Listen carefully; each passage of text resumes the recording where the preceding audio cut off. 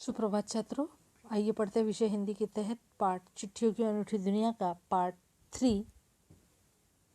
हमने इसमें जाना कि किस तरह से चिट्ठियाँ के लिए इतिहास रहा है, तरक्की हुई है, उनके लिखन के प्रयास हुए हैं और किस तरह से प्रशासक, सन्यासी, कवि, उद्यमी, पत्रकार इत्यादि पत्र लेखन के पुरस्कार पुरस्कृत किया है उन्होंने। और इसमें सबसे बड़ा नाम आता है पत्र लेखन में महात्मा गांधी का। महात्मा गांधी के पास दुनिया भर से तमाम पत्र केवल महात्मा गांधी इंडिया लिखे आते थे और ये दुनिया में आज तक एक अजूबा है कि केवल किसी का नाम और देश का नाम लिखने पर वो जिस भी कोने में है देश के, कैसे उन्हें खत मिल जाता है। तो जैसे ही वो मुंबई बंदर से उतरकर मुंबई इंडिया पोस्ट ऑफिस जाते तो पोस्ट ऑफिस में पता ही होता कि गांधी जी आजकल कहाँ पर है और उनके वो तमाम खत उस पोस्ट ऑफिस में पहुँचा दिए जाते और वहाँ से वो गांधी जी को दे दिए जाते। तो इस तरह से ये दुनिया में आश्चर्य है कि किसी का केवल देश का नाम और नाम लिखने पर उन्हें वो पत्र प्राप्त हो जाते। इसके लिए सचमुच गांधी जी जैसी महान हस्ती के ही साथ यह पॉसिबल है।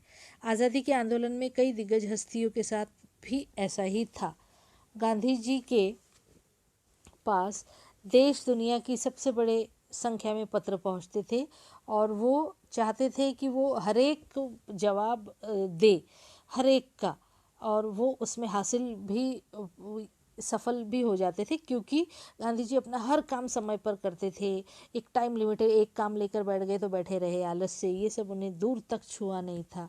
और ये तभी पॉसिबल है जब आप अपना काम समय पर करते हैं और ढेरों काम आप कर सकते हैं जब आप हर एक पल का उपयोग सही तरीके से करते हैं। अपने हाथों से भी ज़्यादातर पत्रों का जवाब देते।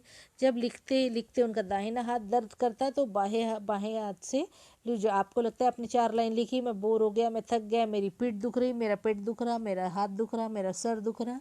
पर गांधी जी देखिए, जब उनका सीधे हाथ दर्द होता तो वो उल्टे हाथ से या बाएं हाथ से लिखने लग जाते। पत्र भेजने वाले लोग उन पत्रों को किसी प्रशस्ति पत्र से कम नहीं मानते। जब इतनी बड़ी हस्ती का आपको अगर पत्र आता है तो डेफिनेटली वो आपके लिए सबसे बड़ी बात है। तो कई लोगों ने उन पत्रों को फ्रेम करके रख लिया है।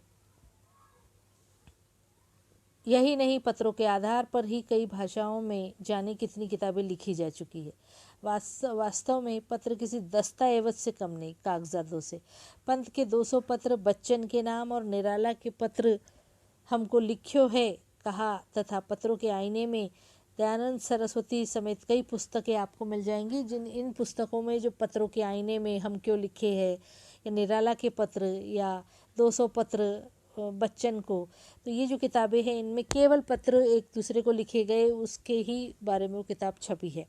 कहा जाता है कि प्रेमचंद खास तौर पर नए लेखकों को बहुत प्रेरक जवाब देते थे और तथा पत्रों के जवाब में वे बहुत मुस्तैद रहते थे।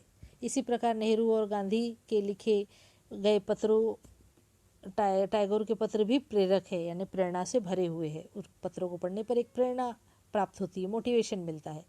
महात्मा और कवि के नाम से महात्मा गांधी और रविंद्रनाथ टैगोर के बीच सन 1915 से 41 के बीच के पत्राचार का संग्रह प्रकाशित हुआ, जिसमें बहुत से नए तथ्यों और उनकी मनोदिशा का लेखा जोखा मिलता है। पत्र व्यवहार की परंपरा भारत में बहुत पुरानी है, पर इसका असली विकास आज़ादी के बाद ही हुआ है। तमाम सरकारी विभागों की तुलना में सबसे ज़्यादा गुडविल डाक विभाग का ही है। गुडविल क्या होता है मैं आपको बताती हूँ कि यहाँ वो पत्र है, ठीक है, तो वो एक बेजान पत्र है, उसे किसी जगह डाल देना, फाड़ कर फेंक देना, ये हो सकता है, पर ये उनका गुडविल है। गुडविल यानी वो कमाल की ऑनेस्टी और ईमानदारी है कि वो हर एक पत्र को बराबर केयरफुली रखकर उस पत्र को उसके गंतव्य स्थान तक पहुंचा कर ही मानते हैं। तो ये होती है गुडविल। अगर वो फाड़ कर फेंक भी दे तो किसी को पता क्या चलेगा, आया ही नहीं बोले तो क्या होगा। इसकी एक खास वजह यह भी है कि लोगों को जोड़ने का काम करता है पत्र। घर घर इसकी पहुंच है। संचार के तमाम उन्नत साधनों के बाद चिट्ठी पत्री की हैसियत बरकरार है। शहरी इलाकों में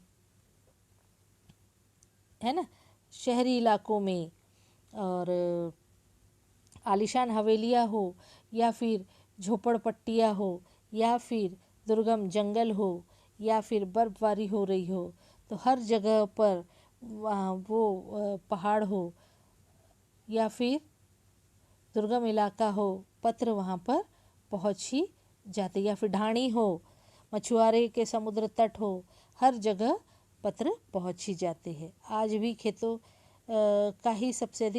का ही सबसे अधिक इंतज़ार रहता है। एक दो नहीं, करोड़ों लोग खतों और अन्य सेवाओं के लिए रोज़ भारतीय डाकघरों के दरवाज़ों तक पहुंचते, कई चिट्ठियां, कई रुपए वहाँ पर सेव करने के लिए, इसके अलावा वहाँ पर मनी ऑर्डर के लिए हम राह देखते हैं। इसके बहुआयामी यानी बहुत अधिक तरह से टैलेंटेड भूमिका नज़र आ रही है।